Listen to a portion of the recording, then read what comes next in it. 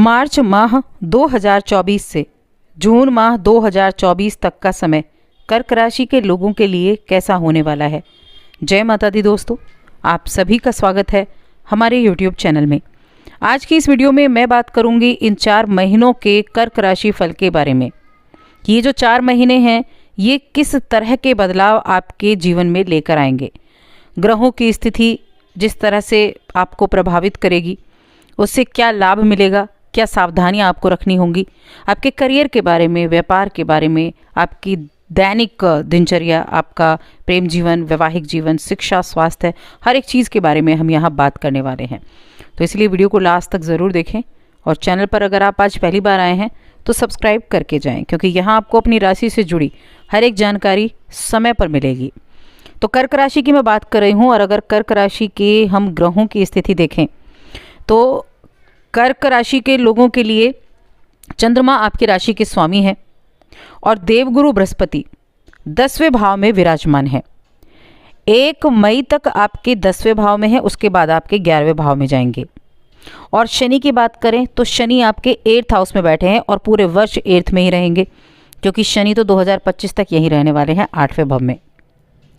शुक्र की बात करें तो शुक्र कुंभ राशि से गोचर करेंगे और मंगल भी यहीं से और बुध भी, यानी इनका राशि परिवर्तन अपने समय अंतराल पर होता रहेगा।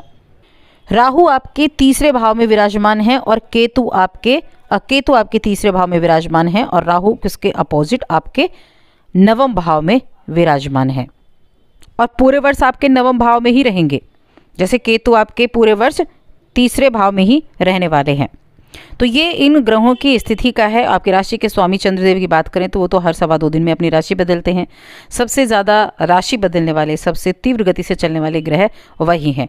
अब ये तो हो गई है ग्रहों की स्थिति। अब ये कैसे आपको प्रभावित करेगी, कैसे आपकी चीज़ों में इसका लाभ होगा।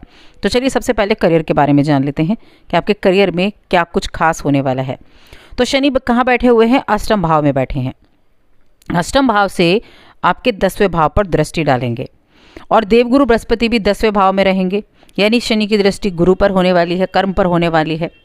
तो ये क्या करेंगे, आप अपनी नौकरी को लेकर बड़े परिपक्व रहेंगे और आप अपने काम के लिए जाने जाएंगे। काम करने में आपकी रुचि होगी, यानी आप अपने जो भी आपका कार्य क्षेत्र है उसमें आप अच्छा करेंगे और आपके काम की वजह से लोगों की जुबान पर आपका नाम होगा।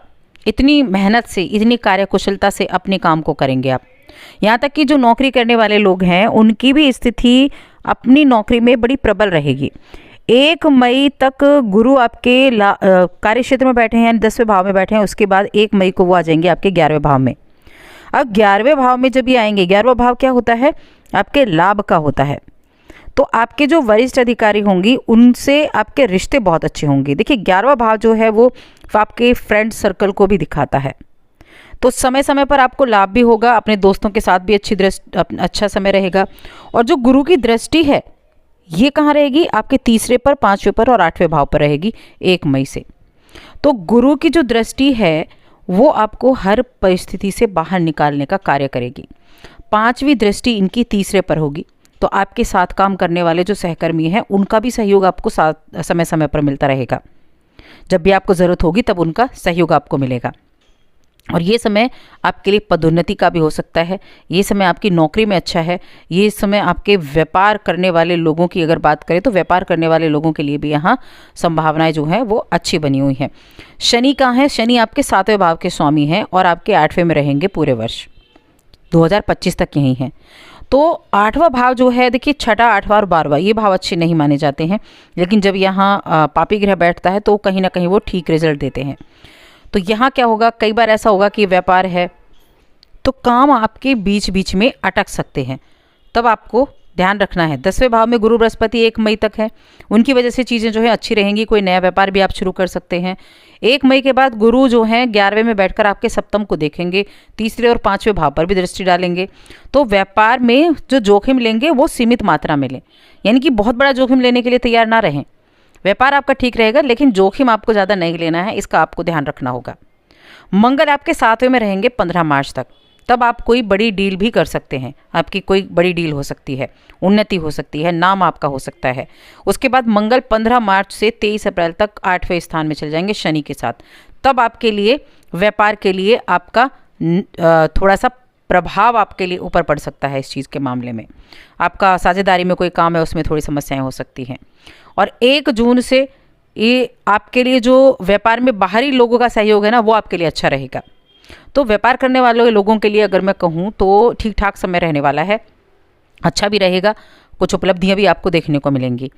अब बात कर लेते हैं हम यहाँ प्रेम जीवन के बारे में, व्यापारिक जीवन और आपका वैवाहिक जीवन। तो प्रेम जीवन की अगर बात करें तो देखिए, बुध और शुक्र ये 2 शुभ ग्रह हैं आपके लिए जो प्रेम प्रदान करने वाले हैं, और इनका जो रिजल्ट आपको देखने को मिलेगा मार्च के महीने में ठीक ठाक रहेगा।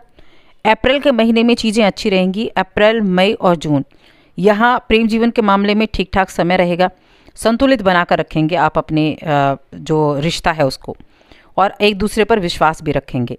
प्रेम संबंध के मामले में ठीक है, और विवाह के बारे में भी आप इस दौरान विचार कर सकते हैं। कौन सा विवाह? प्रेम विवाह के बारे में आप इस दौरान विचार कर सकते हैं, तो उसके भी चांसेस हैं।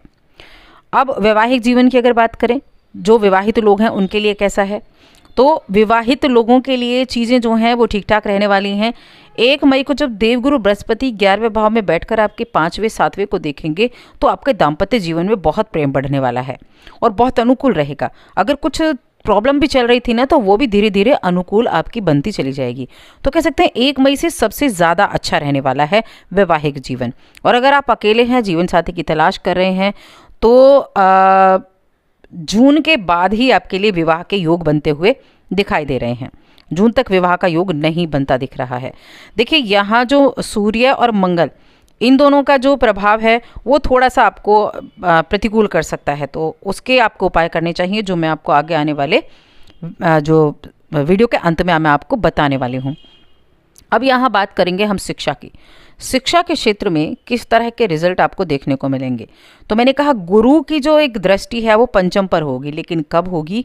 गुरु की दृष्टि पंचम पर जब होगी जब 1 मई को गुरु राशि बदलेंगे, तब शिक्षा के क्षेत्र में स्थितियाँ अच्छी होंगी। 1 मई से स्टूडेंट्स के लिए बहुत अच्छा समय होगा। आपका मन पढ़ाई में लगेगा, आप अपने ज्ञान में वृद्धि कर पाएंगे, आपका फोकस भी बढ़ेगा।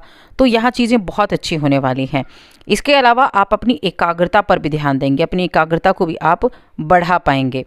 अब प्रतियोगी परीक्षाओं की जो तैयारी कर रहे हैं उनमें भी सफलता प्राप्त करने का योग है। सरकारी नौकरी तक लगने के योग बने हुए हैं 1 मई के बाद, क्योंकि सूर्य का राशि परिवर्तन भी होगा, और सूर्य का राशि परिवर्तन और जो ये गुरु की साथ होगा, ये सरकारी नौकरी के लिए बहुत अच्छे रिजल्ट आपको देंगे। साथ ही विदेश जाने का मौका भी आपको मिल सकता है। देखिए, राहु कहाँ है? आपके 9वें भाव में बैठे हुए हैं। राहु 9वें भाव में बैठे हैं तो शिक्षा को लेकर बहुत ज़्यादा उत्साहित रहेंगे, और बीच बीच में ये आपका ध्यान भी भंग करेंगे, क्योंकि राहु आपको सब कुछ देता है लेकिन भ्रम भी देता है साथ में, तो ध्यान भी भंग करेंगे, तो इससे आपको थोड़ा बचना होगा। साथ में शनि आपके अष्टम में बैठे हैं और अष्टम में बैठे हैं और 10वें पर आपके दृष्टि डालेंगे। थोड़ी बहुत अवरोध भी आ सकते हैं, लेकिन जो अवरोध हैं उनका आप सामना भी अच्छे से कर पाएंगे। तो शिक्षा के क्षेत्र में भी यहाँ अच्छी स्थितियाँ बनती हुई दिखाई दे रही हैं। अब स्वास्थ्य की बात कर लेते हैं कि आपका स्वास्थ्य कैसा होने वाला है। तो स्वास्थ्य के उसमें अगर देखें तो 15 मार्च से 23 अप्रैल के बीच आपको अपने स्वास्थ्य का विशेष रूप से ध्यान रखना है, क्योंकि मंगल और शनि अष्टम में होंगे। तो वाहन सावधानी से चलाएं, और संभव हो तो किसी और से वाहन चलाएं। आप खुद बैठ कर जाएं, वाहन किसी और से चलवाएं। और अगर किसी पुरानी समस्या से जूझ रहे हैं तो चिकित्सक की सलाह मशवरा अच्छे से लें। 23 अप्रैल से 1 जून तक मंगल का गोचर नवम में होगा, जहां पर राहु विराजमान है। राहु और मंगल एक साथ होंगे, और ये एक अंगारक, राहु मंगल साथ होते हैं, अंगारक योग बनाते हैं। तब आपके पिता को स्वास्थ्य संबंधी परेशानियां हो सकती हैं, तो उनकी सेहत का भी ध्यान रखना होगा। लेकिन इस समय धीरे धीरे आपकी सेहत अच्छी हो जाएगी, पिता का सेहत थोड़ा सा प्रभावित हो जाएगा। तो इन चीज़ों का थोड़ा ध्यान रखें। बाकी जो चीज़ें हैं वो ठीक ठाक होने वाली हैं। अब उपाय की बात कर लेते हैं, क्या उपाय आपको करने चाहिए। तो हनुमान चालीसा का पाठ करें, हो सके तो बजरंग बाण का पाठ कर लें। हनुमान चालीसा बहुत अच्छी है, हनुमान चालीसा का पाठ आपको करना चाहिए। और इसके अलावा आपको क्या करना चाहिए, शनि की अनुकूलता पाने के लिए आप शनिदेव को आप एक होता है छाया दान करना, आप तेल लेंगे, उसमें अपना चेहरा देखेंगे और उसको दान कर देंगे, ये आप कार्य करें। साथ ही चैनल को सब्सक्राइब कर लें, वीडियो को लाइक और शेयर करना ना भूलें।